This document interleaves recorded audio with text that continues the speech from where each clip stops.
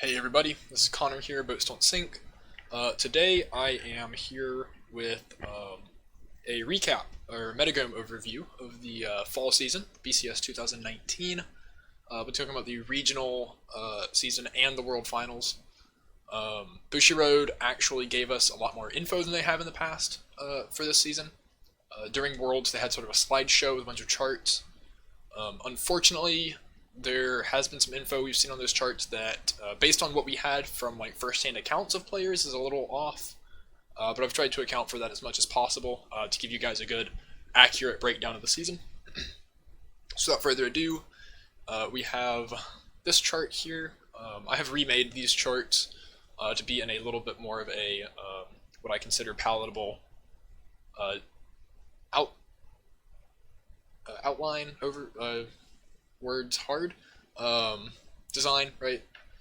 The charts that Bushiroad gave had the numbers in a way that aren't what people are going to be used to, especially from the Japanese side, where this chart that I've got here is more similar to what people from there have been seeing. So what we have here is the blue bars are going to be total representation of a series in all the regionals combined, which is 1,503 players is what Bushiroad had as the total attendance of all the regionals. And the red bars are going to be the percentage of top 8 that you make up, right? So, 1,500 people, say a series had 150 players, right? That's 10%. So the blue bar is going to be at 10% if that's the case. So you can see Konosuba is just below 150, Sword Art's a little above. The red bars are out of 144 top 8 slots. So 144, 10% is going to be about 14 players, 14 and a half. So you can see Attack on Titan is just above 10% there. And so what this really tells us is, A, it shows us, what decks people were playing the most.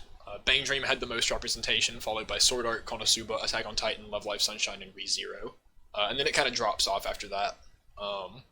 Those are sort of the big 5 in terms of both representation and top cuts. Just in a different order for topping, right? We had Sword Art actually had the most tops, followed by ReZero, and then Sunshine. And then Bang Dream, sorry. Then Sunshine following that. The other thing you can really get from this is the size difference between the blue and red bars. So for a set to be what I would say is like performing appropriately, where the ratio of people that are playing it to the people that are topping with it is as close to 1 as possible, is going to be bars that are about the same size.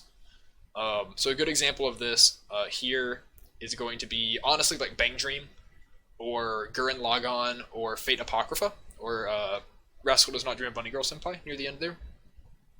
Those bars are very close in size. So that means that, if 25% of the room is playing the deck, then 25% of the top 8 is probably also going to be the deck.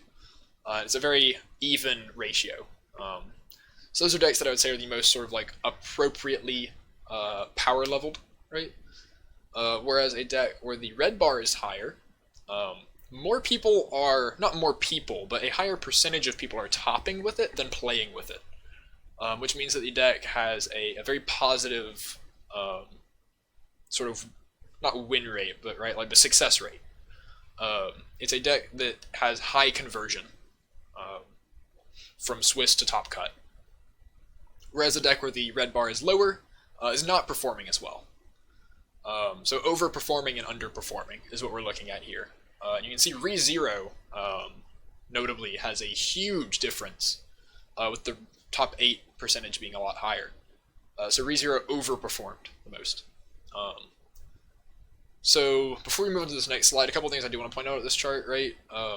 Some of these sets got like support or came out in the middle of the season. Notably, Bang Dream got a set in the middle of the season, and Rascal Does Not Dream of Bunny Girl Senpai came out near the end of the season. Which is why its total representation is so low, because its representation is only from like 4 or 5 regionals. But so we can look at it and say, oh, not many people played it, but about as the same percentage tops with it as played it. So it's if it had more representation, it would be, or it had been around the entire season, it might be more in line with some of the higher up decks. We just don't know, right? But it still had that close to 1.0 conversion rate, which is, that's where a deck wants to be. Obviously, it wants to be a lot higher, but a deck is doing fine when it has that close to 1.0. And then stuff like Tolover and Project Diva, they look really strong. Like, Project Diva has over a 2.0 conversion here, but that's not really saying a whole lot when only 10 people played the deck. So, small sample size, a lot of variance there. The big ones to be looking at here are these four, and then obviously Bang Dream with its just high representation. But ReZero, Love Life Sunshine, Sword Art Online, and Attack on Titan, in that order, had the highest conversion rates of highly represented decks, all of which made up over 10% of the top 8 field, and close to 8 to 10% of the Swiss field. So they're the ones that you're going to be seeing a good bit of, and they're going to be topping even more than you're seeing them. So these are the ones that are going to be the most powerful, right? And especially seem the most powerful when you're playing against them. They, or at least when you're looking at like tournament results and stuff. This kind of data is what Bushiroad Japan tends to use in their like restriction lists. Looking at, the set's seeing a lot of play, but it's not really converting well, so we're not going to restrict it. Or the set's seeing a good bit of play, and it's converting incredibly well, so we should probably restrict this to, just hold it back a little bit. From the most recent restriction list, Fate and Kimono Friends were the notable two that got hit. Fate had a lot of representation and close to a 2.0 ratio on the conversion. Kimono Friends had a lot less representation, as low as like 2% Swiss, but it was putting up like 3.0 to 4.0 like conversion ratios that are just insane. So like if 2% of people are playing it in the tournament, almost 8% are topping with it, or like almost 8% of the topping field is Kimono. So that's the kind of thing they look for. None of these are really outlandish numbers. ReZero is sort of like the craziest with, only 7% of Swiss, but 15% of top 8 is pretty wild. That's a very good spot for that deck to be. So, if something's going to get hit, it's probably like ReZero or maybe Love Life Sunshine. I know a lot of people want Attack on Titan hit. The only justification I could really see there is how many first places it took, which I didn't have marked on the chart, but Attack on Titan was a pretty reasonable portion of the first places, especially earlier on in the season. Getting as high at one point in the season as like 60% of the first places. Dropped back down near the end. But yeah, so these are the big decks to be looking at right now. The very top tier ones, you could say. Here we have the World Championship data. Same chart in terms of like what everything is. The new bars you'll see here are the green ones. The green ones represent the players that they missed top 8 on tiebreakers. So in some timeline where people got paired up differently just through whatever random system, they could have potentially had good enough tiebreakers to make it into top 8 with the same record. So I think it's, in a tournament as small as this one, with only 36 people, I think it's important to note which decks, they didn't miss because they had bad records, right? They missed because they played just as well as some of the other decks and just had worse tiebreakers. So that's going to be the additional Attack on Titan, the additional ReZero, the additional Sword Art, and the additional Fate, making up 9th through 12th place. Differences between regionals and worlds. Attack on Titan's representation jumped a bit. And I think a lot of that is due to the players at Worlds. They're the more of the experienced players, the higher caliber players. They're the ones that have been playing through the whole reign of Attack on Titan and know its strength and all. So the representation here is closer to the topping field percentage from the Swiss. Love Live Sunshine has fallen off a lot. Don't particularly know why, but I think, maybe a lot of them jumped onto Fate. That's one possibility. Obviously did not convert very well. Nobody on Sunshine made top 8.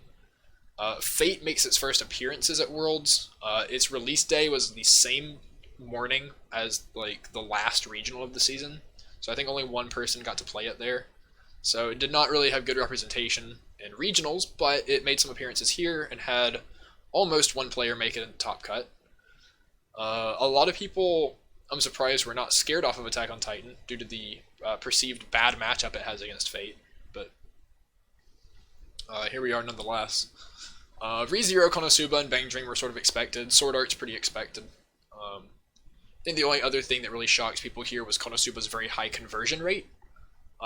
However, 2 of them were like 7th seed and 8th seed, I think.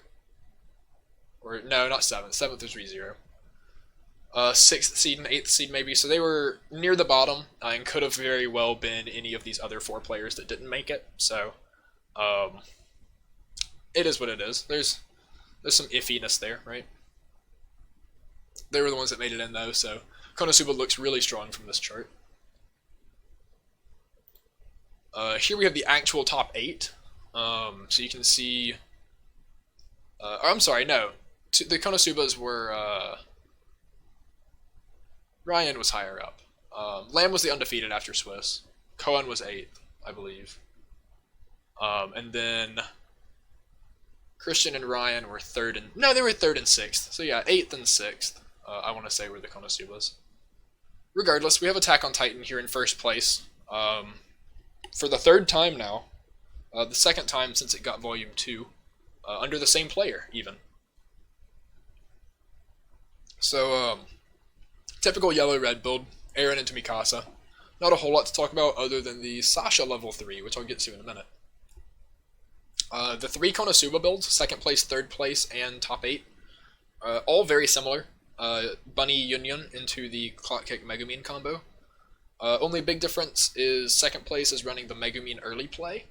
3rd and top 8 are not. They are only playing copies of the Aqua early play.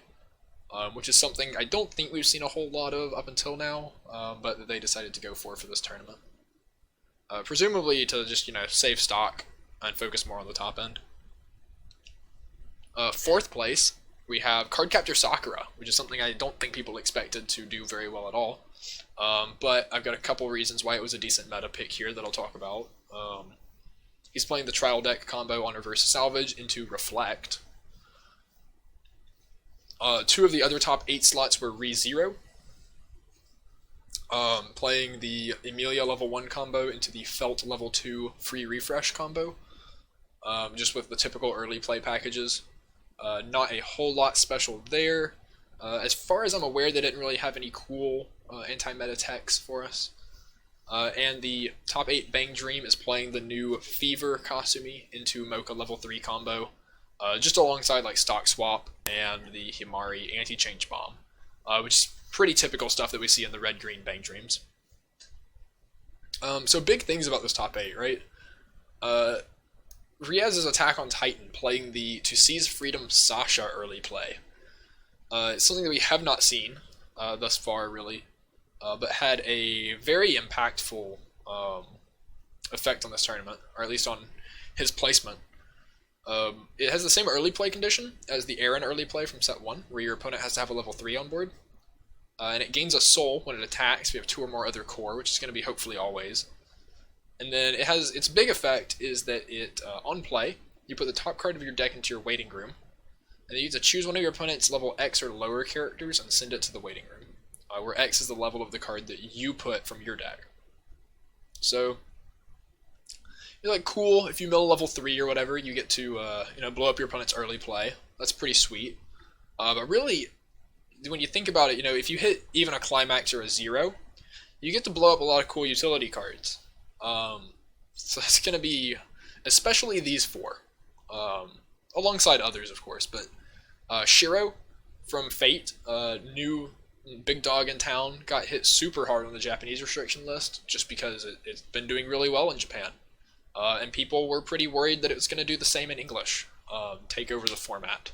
Hasn't gotten there yet, but this card gets rid of Shiro pretty handily, which Shiro gives all their characters Clock on Core, which gives them a lot of staying power that they wouldn't otherwise have for card advantage. It gets rid of Konosuba's Ambush Union, which is their main advantage engine.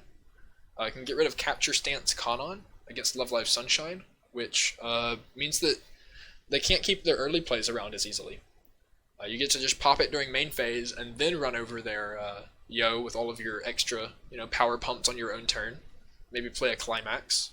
They lose their Yo and can't save it. And if you play 2 Sashas or whatever, maybe you mill a 2 or higher and get to hit the Rico even, in addition. And then we have the sister font of her brother Lifa from Sword Art Online. It's just a very powerful utility card in the deck that typically sits in their back row. And hitting it can, get you some good offensive power since you're not having to deal with the act boost. And you hurt some of their toolboxing utility, right?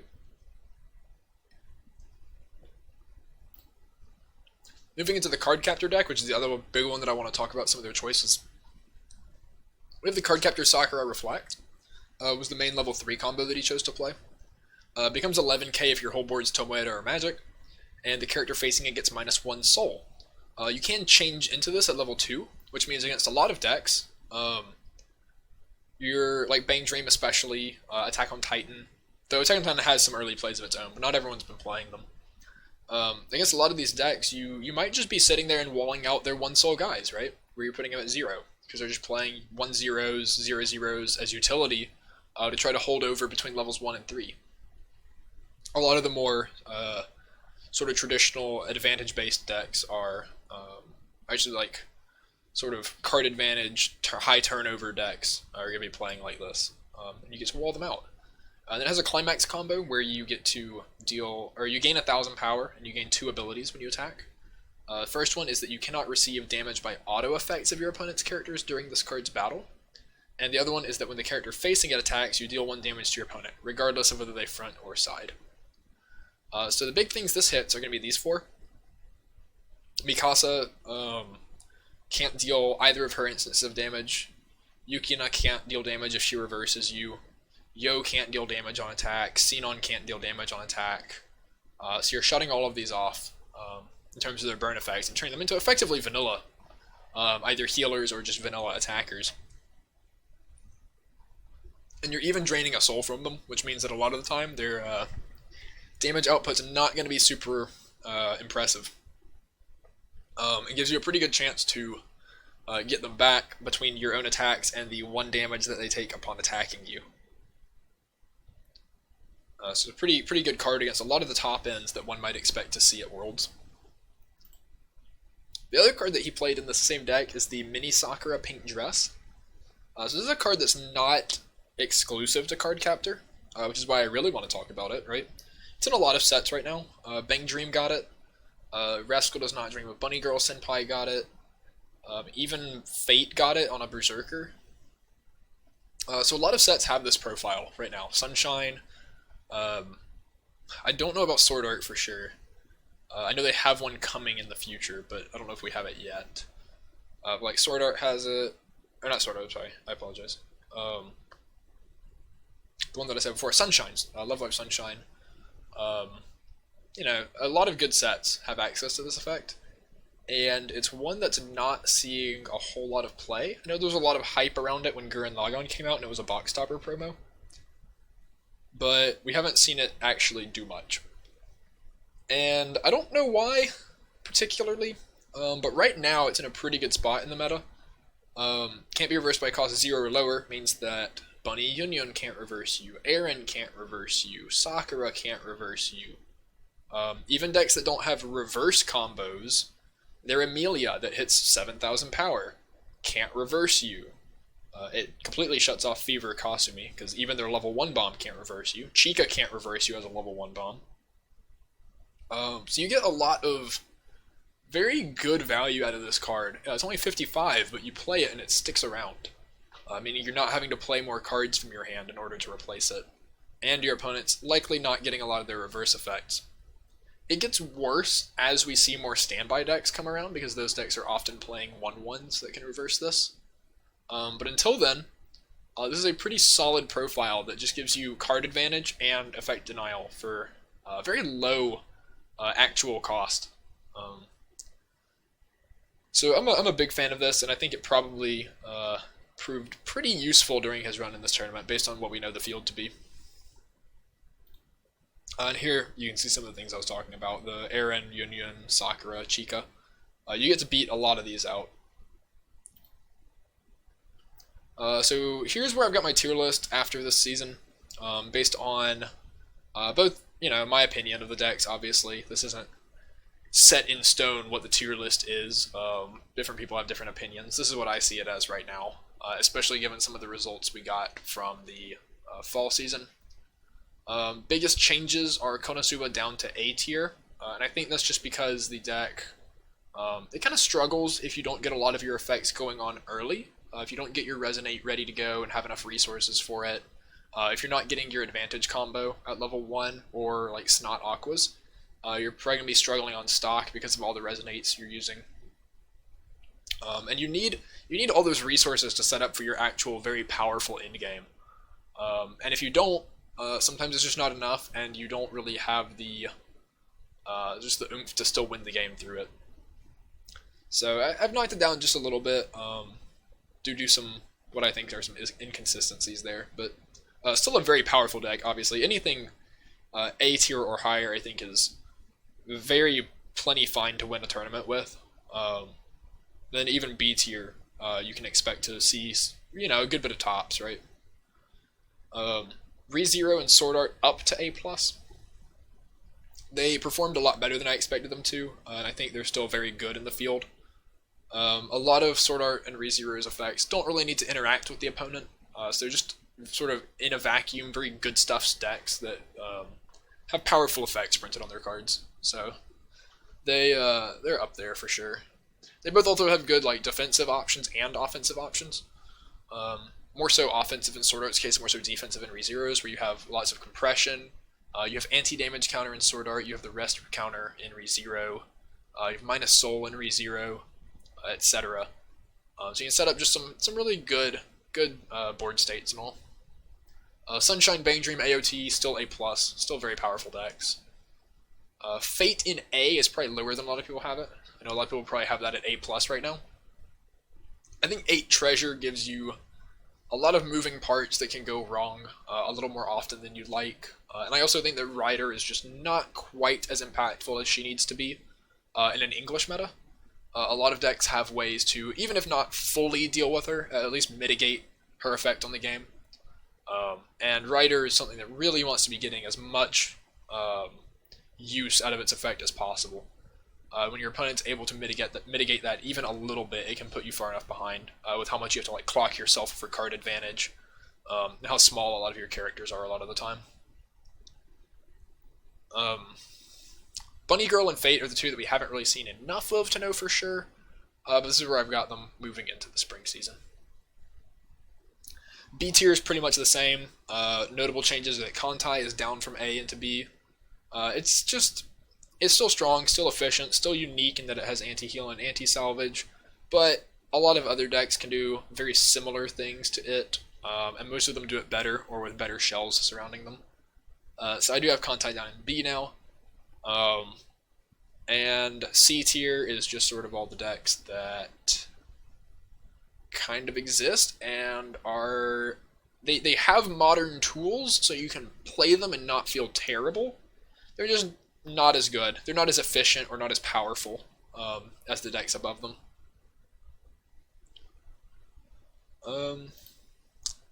So from these decks, you can see there's still two sort of main strategies that most decks are playing. Either A, they're playing a powerful early play or wall game, where they're trying to be defensive, win board, and push through soul damage that way. The 4 decks you see here, Love Life Sunshine, ReZero, Gungale, and Bunny Girl Senpai, are all very good at doing that. The first 3 have early plays that summon more early plays, or early plays that refresh you and heal a lot. Bunny Girl Senpai has Standby, which it can use in conjunction with early plays that are refund stock and have very cheap conditions or very easy to fulfill conditions. Alongside Standby lets you set up powerful board states, even at level like 1 with the 2/2 Kogas. that I don't have pictured here. And then moving into level 2 with the Koga assist and the Kaede early plays and stuff. So these are more defensive decks. And the ones on the bottom are going to be your more offensive decks.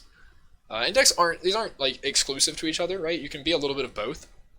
You can have, your Sword Art deck where it has some early plays and defensive tools in addition to the advantage and top end, right? But these bottom decks are going to be focused more on just very low cost, building a lot of card advantage, and using those resources to turn into an explosive top end that sort of ends the game. These decks aren't really wanting to be grindy; they just want to kill their opponent often. So you can see AOT, Bang Dream, especially with the Yukina top end. A little Mocha's one of those more in between, right, where it's a little bit of defense, a little bit of offense. But Yukina especially a lot of offense. Aaron's a +2 in card advantage just for a reverse with no cost. Fever Kasumi can be a +2 with no cost. Yuki is a double hand fix that thins your deck a lot, right? And Union is just a free, check top 4, add 1, get a card. It's card advantage for 1 stock, playing a lot of stock generating stuff, and your finisher is probably the most explosive in the game even. So these decks are sort of the 2 main strategies you're going to see. And some examples you might see of like ones that are in between, right? You've got like Persona. Persona wants to be a more wall-based deck early game, where you have the 7k changers and your 2-1 that early plays down. So you've got some good counters up to like 10k. But then your top end is still very explosive with the Ryuji's giving shot effect and bouncing your opponent's characters, and Joker's just dealing a ton of damage. So that's one where you might see like a little bit of a mix, right? And even Amelia in the ReZero decks sort of leans in that direction. But yeah, so these are the 2 strategies that are still going to be very powerful. And the decks that are good at doing them or good at stopping them are going to end up being the best decks in the game for probably a while, at least through the next season. Here we have some of the upcoming titles that we'll see for the next season that you can expect to have an impact on the meta. Goblin Slayer in January and Sword Art Online Alicization in February will both be out before any of the regionals start for spring. JoJo's Bizarre Adventure comes out in March. It'll be right after the first regional. Then we have Fujimi Fantasia Bunko in the middle of the season. And Bang Dream and Adventure Time with no confirmed release dates thus far, but probably near the end of the season. These will either be like our May and June sets, or maybe we take May off and get one in June, one in July after the season ends. But these are the ones that we can expect to see have some impact, especially these first 4. And both of the other 2, Bang Dream Volume 2 will for sure be a strong set if we get it before the end of the season. Adventure Time, we still don't know any cards, so it's hard to say on that one. Yep, thank you guys for watching. Check me out, YouTube, Twitter, Facebook, the Discord channels, and my store will soon be moving onto doing more Weiss on TCG Player. I will have these links in the description so you can check them out. We don't have a whole lot up on TCG Player yet, but we will be getting there with Goblin Slayer releasing next week. So again, thank everyone for watching. Please like, comment, subscribe. Give me your feedback on how the season went, what decks you think maybe should have done better, or that you expect to see doing really well next season. And see you guys next time.